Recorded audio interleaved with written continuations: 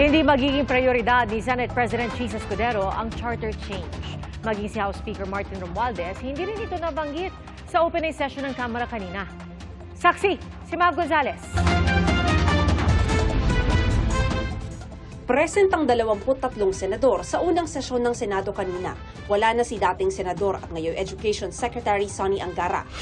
Sa kanyang unang opening speech bilang Senate President, sinabi ni Senador Cheese Escudero, quality at hindi quantity ng maipapasang batas ang mahalaga sa Senado.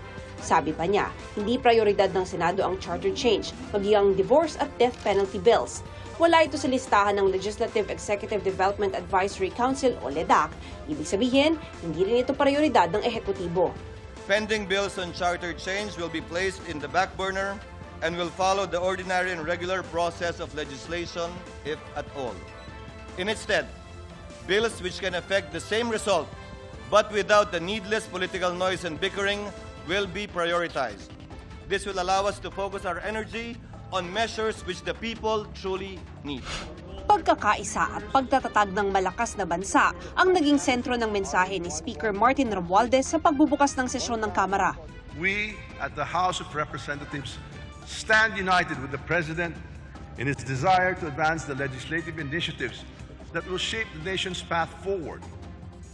This is a time for unity, and we fully support the President.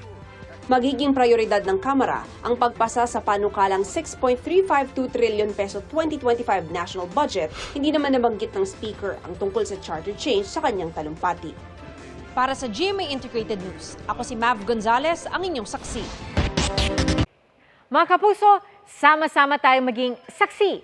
Mag-subscribe sa GMA Integrated News sa YouTube at para sa mga kapuso abroad, samahan niyo kami sa GMA Pinoy TV at sa www.gmanews.tv.